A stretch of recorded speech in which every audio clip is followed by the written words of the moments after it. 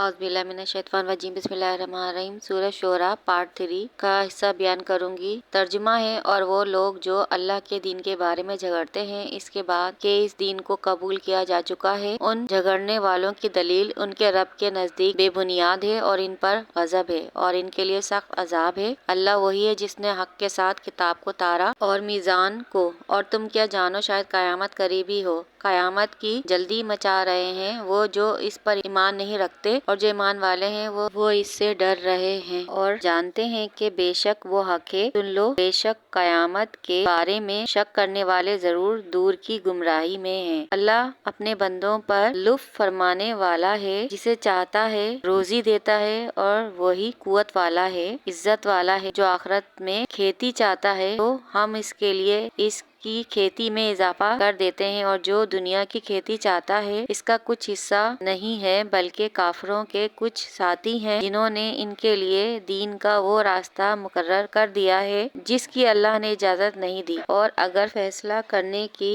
बात तय ना होती तो यही उनमें फैसला कर दिया जाता, और बेशक जालिमों के लिए दर्दनाक अजाब है। और तुम काफिरों को देखोगे अपने कमाए हुए अमाल से डर रहे होंगे, और उनकी कमाइयाँ उन पर कर रहेंगी, और ईमान लाने वाले और अच्छे अमाल करने वाले जन्नतियों को फूलों से भरे हुए बागात में होंगे। उनके लिए इनके रब के पास वो तमाम चीजें होंगी जो वो चाहेंगे।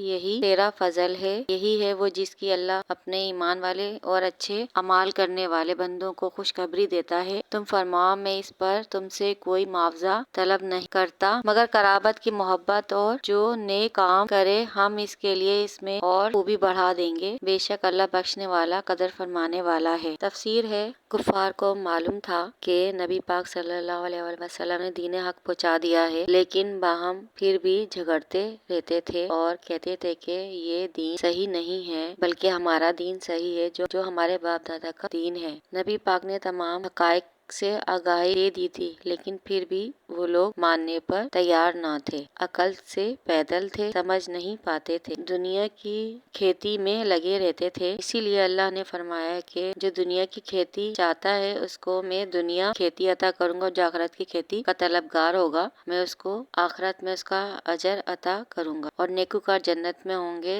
जबकि कुफार दोज़ख में होंगे कि ये उनकी कमाई हुई दौलत है। हमें चाहिए कि दीन हक पर चले, और क्या मालूम कि कब शाम हो जाए और जिंदगी की डोर थम जाए। हमें अपनी आखिरत संवारने के लिए अच्छाई को अपनाना चाहिए। बाकी आयत का तर्जुमा और तफसीर आइंदा वीडियो में बयान करूंगी। सके तो चैनल को सब्सक्राइब कर दें, दुआ में याद रखें। अल्लाह निगहबान।